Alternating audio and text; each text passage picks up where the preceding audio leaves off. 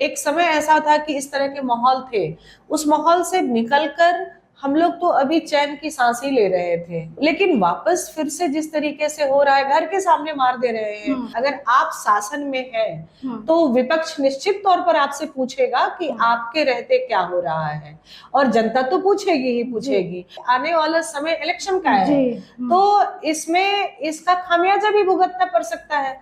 नमस्कार, लाइव बिहार देख रहे हैं आप, आपके साथ मैं स्नेहा गुप्ता।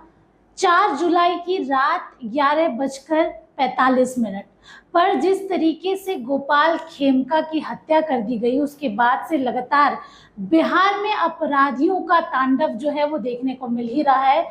इसके साथ विपक्षी सत्ता पक्ष पे सवाल उठा रहे हैं कि आखिरकार इतने पॉश इलाके में और इतने बड़े बिजनेसमैन की हत्या कर दी गई और सरकार कुछ नहीं कर रही है, और इससे आम जनता में भी काफ़ी ज़्यादा खौफ का माहौल है। हमारे साथ खास बातचीत करने के लिए सुमन सिंह जी हैं। पिछले 34 साल से सखी नाम का एनजीओ ये चला रही हैं और सीधे तौर पे महिलाओं और बच्चियों के लिए काम करिए। पहले तो सुमन जी बहुत शुक्रिया बात करने के लिए। जी नमस्कार।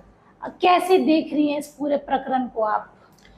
देखिए, प्रकरण तो बहुत ही भयावह है, और क्रिमिनल तो क्रिमिनल होता है जी। अगर हमारे शासन व्यवस्था में क्रिमिनल्स को सजा नहीं मिले और उस पर कार्रवाई नहीं हो, तो इस तरह की हरकतें और इस तरह की वारदातें तो बढ़ती जा रही हैं। एक बात ये हो गई। दूसरी बात ये है कि हमारे जब इस तरह की घटना घटती है, जो लोग इसमें हताहत होते हैं, मारे जाते हैं, तो वो सिर्फ मारे नहीं जाते हैं, उनके परिवार में जितने लोग हैं वो जीते जी ही मर जाते हैं। आप सोचिए कि गोपाल खेमका जी के पुत्र की भी हत्या ऐसे ही हुई थी 7 साल पहले, और आज उनकी हुई है। तो मतलब उस परिवार में अब कोई है नहीं, तो आप उस परिवार के जो महिला हैं उनके बारे में सोचिए कि उनकी स्थिति कितनी खराब हो। अब किसी से दुश्मनी हो तो वो सीधे जान ही ले ले, ये कहाँ का न्याय है? और अगर जिसने जान लिया उसके लिए शासन क्या कर रही है? वो चाहे किसी की भी सरकार हो, लेकिन नागरिक को तो बिल्कुल सुरक्षा और संरक्षण चाहिए, और ये सुरक्षा देने का काम तो सरकार का है। वो कोई भी राज्य सरकार हो, उनका काम है कि वहाँ की जो जनता है उसको पूरी तरह से सुरक्षित रखें। और इस तरह की अगर वारदात होती है तो ये तो बहुत ही निंदनीय वारदात है, और इस वारदात के लिए हम सभी खेद जता रहे हैं। इस तरह की घटना नहीं होनी चाहिए। फिर कोई फर्क नहीं पड़ जाता है कि सरकार किसी की भी हो। जी। तो मतलब मेरा तो यही मानना है। सुमन जी, एक सवाल ये भी उठता है कि महिलाओं को कैसा लग रहा होगा, क्योंकि अगर इतने हाई फाई लोगों के साथ ऐसा हो रहा है तो आम जनता तो आम ही है, उनके लिए तो कोई सुविधाएं भी नहीं है। अगर गांधी मैदान जैसे पॉश इलाके जहां वकील, हाईकोर्ट के वकील, बड़े बड़े अधिकारी रहते हैं, और इतने बड़े कारोबारी, गोपाल खेमका का छोटे कारोबारी तो नहीं थे, अगर उनके साथ ऐसा हो रहा है तो आम जनता और खासकर महिला वर्ग पे इसका क्या असर हो रहा है? ये देखिए, एक बात आप समझिए कि हमारे देश में, और खासकर अगर हम अपने राज्य की बात करें, तो वीवीआईपी कल्चर तो बहुत सर पे चढ़ के बोलता है जी। वो चाहे कोई भी पार्टी हो, वो कल्चर उनके दिमाग में ऐसा घूम गया है। आप भी एक गाड़ी से, चाहे जो गाड़ी से आप जा रहे हो, और वीवीआईपी जब निकलता है मूवमेंट, तो आपकी गाड़ी पे डंडा चलाते हुए आप देखिएगा कि चलता है, और अचानक से आदमी डर जाता है कि आपकी गाड़ी पे किसने डंडा चला दिया, क्यों चलाया, और वो एक घटना को अंजाम भी दे सकता है। और आगे भी इतनी पुलिस की गाड़ियां निकल जाती है, सायरन देते, और बाकी जनता का कोई ख्याल नहीं रहता है कि जनता कहाँ फंसी है, कितने जाम में फंसी है, वो कोई ख्याल नहीं आता है। तो ये जो कल्चर है, ये कल्चर नागरिक को असुरक्षा महसूस कराती है। जब वो स्थिति असुरक्षित होता है, तो जहाँ पे ये हत्या हो जाती है लोगों की, तो आप समझिए कि सारे लोग कितने डर जाते हैं। ये बिहार एक समय ऐसा था कि इस तरह के माहौल थे, उस माहौल से निकलकर हम लोग तो अभी चैन की सांस ही ले रहे थे। अभी तो खुली हवा में हम लोग घूमना ही शुरू किए थे। रात का 11 बजे, 12 बजे, 2 बजे भी लगता था कि नहीं, अपना घर है, अपना राज्य है, यहाँ बहुत सुरक्षित है। तो लेकिन वापस फिर से जिस तरीके से हो रहा है, घर के सामने मार दे रहे हैं, आप कैसे बोलोगे कि आप यहाँ नहीं जाओ वहां नहीं जाओ, घर में पहुंच के आप मारे जा रहे हो। तो ये तो बहुत ही मतलब भयावह है और बहुत दर्दनाक भी है। तो महिलाएं क्यों और लड़कियां क्यों, जान तो सबका जान है, वो पुरुष हो बच्चे हो कोई भी हो, ये तो बिल्कुल ही निंदनीय है और ये टॉलरेबल नहीं है। इस पर तो पूरी कार्रवाई होनी चाहिए और त्वरित कार्रवाई। ऑफ कोर्स अभी पुलिस जागी होगी, कुछ कार्रवाई चल रही होगी, पर जो चला गया वो तो वापस नहीं लौटेगा। तो अगले की जान नहीं जाए उसके बारे में हमेशा सतर्क रहना चाहिए। सुमन जी, सवाल ये भी बनता है, आप जैसे बता रही हैं कि अभी तो सांस लेना शुरू ही किया था, लालू यादव के दशक की आप कहीं ना कहीं इशारों में बात कर रही हैं, और सत्ता पार्टी कहती भी है कि जंगल राज था, शाम के 5 बजे के बाद बाहर नहीं निकल सकते थे।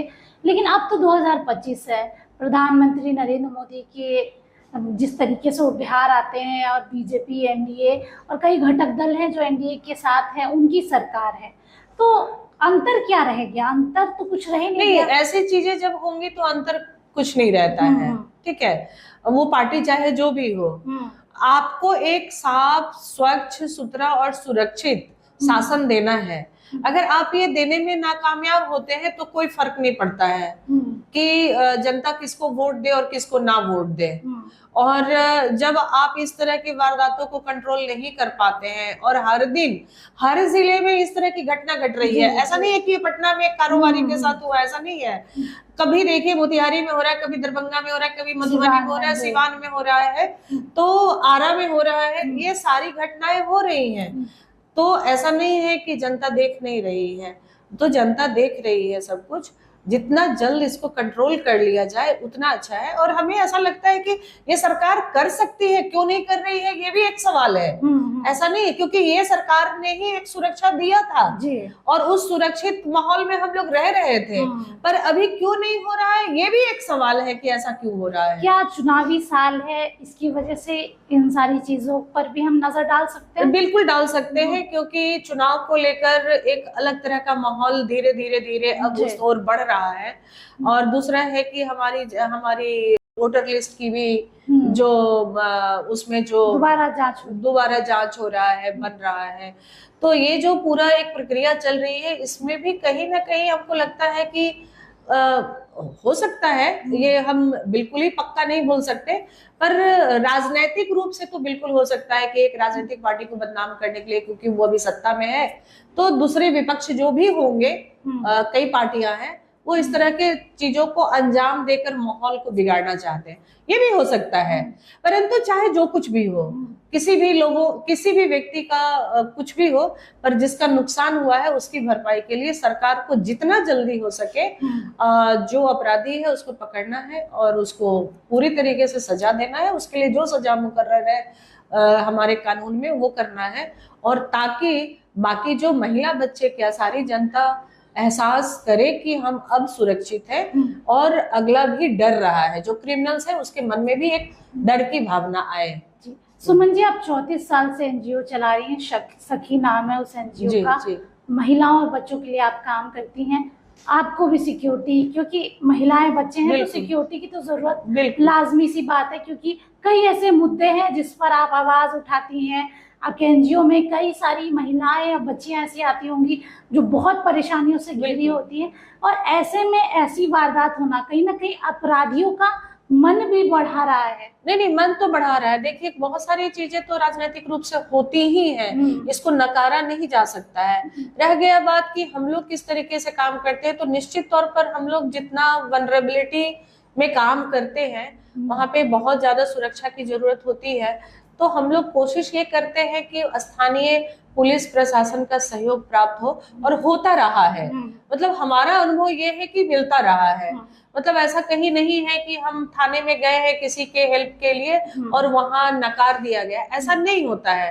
परंतु हम ये कह रहे हैं कि ये हो सकता है कि पर्सन टू पर्सन एक रिलेशनशिप की बात है, कि मैं इतने सालों से काम कर रही हूँ, लोग मुझे जान रहे हैं, थाना जान रहे, प्रशासन जान रहे, पर बहुत सारे लोग हैं जो ऐसे वनरेबिलिटी में है, तो ये सबके लिए माहौल एक जैसा हो, ऐसा हमें सोचना है तो हमें लगता है कि सरकार को पूरी तरीके से, चाहे वो कोई भी जिला हो या राजधानी हो, माहौल एक जैसा रखना चाहिए, ताकि हमारी लड़कियां, देखिए सबसे ज्यादा दिक्कत क्या है कि ऐसे माहौल में हमारे बच्चे, लड़की हो या लड़का, स्कूल जाते, कॉलेज जाते हैं, देर रात तक घर से बाहर भी रहते हैं, तो हमें उसकी सुरक्षा का पूरा ख्याल रखना चाहिए। आखिरी सवाल आपसे पूछूंगी, बिहार के नेता प्रतिपक्ष हैं तेजस्वी यादव, सरकार को लगातार घेरते नजर आते हैं जी। और वो कहते भी हैं और क्राइम बुलेटिन जारी करते हैं, लिस्ट जारी करते हैं, कैसे कब कहाँ अपराध हुआ, वो चेता काफी दिन से रहे हैं।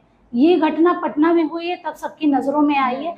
क्या लगता है सरकार कहीं ना कहीं ढीली पड़ी है जिसकी वजह से इतनी बड़ी बड़ी घटनाएं हो रही, क्योंकि बड़े कारोबारी की हत्या कर दी जाती है, 2-3 दिन होने वाले हैं लेकिन अभी तक कुछ, देखिए ये कुछ ज्यादा पक्का विश्लेषण तो हम नहीं कह सकते, लेकिन जो चीजें वातावरण में गूंज रही है, लोग जो चर्चा कर रहे हैं, उस चर्चा के आधार पर इतना तो हम जरूर कह सकते हैं कि इधर के दिनों में सरकार शायद किसी अन्य मुद्दे पर व्यस्त है और ये जो हो रहा है उसे प्राथमिकता वो नहीं दे पा रहे हैं, क्योंकि ये खेमका जी की घटना तो बहुत बड़ी है, लेकिन अगर पूरे 1 महीना का न्यूज उठा के देख ले तो लाखों लोग मरते हैं, लेकिन कोई किसी के कान पे जू नहीं रेंग रहा है। तो हमारा ये कहना है कि सभी मुद्दे अपने जगह है, पर सुरक्षा की मुद्दा अपने जगह पर है। आप राजनीति करें, आपको जो करना है करें, पर अगर आप शासन में हैं तो विपक्ष निश्चित तौर पर आपसे पूछेगा कि आपके रहते क्या हो रहा है, और जनता तो पूछेगी ही पूछेगी। और इसी के आधार पर ये दुर्भाग्य है कि आने वाला समय इलेक्शन का है, तो इसमें इसका खामियाजा भी भुगतना पड़ सकता है। तो इसीलिए जितना जल्द हो सके इसको कंट्रोल करने की जरूरत है, ताकि जान माल की सुरक्षा हो, तभी तो आपको वोट भी मिलेगा। तो देखिए सीधे तौर पे क्या सोच रही हैं महिलाएं और किस तरीके से ऐसे आपराधिक घटनाएं जो बढ़ते जा रही है, उसके बाद हर किसी के दिल में ये डर है कि कौन सा दिन और कौन सा समय उनके लिए आखिरी होगा, और सरकार अन्य मुद्दे पे इतना व्यस्त है कि उनको आपराधिक घटनाओं की जानकारी तक नहीं है। अब देखना होगा आगे क्या कुछ होता है। बने रहिए हमारे साथ, तब तक के लिए बहुत बहुत शुक्रिया। जी धन्यवाद।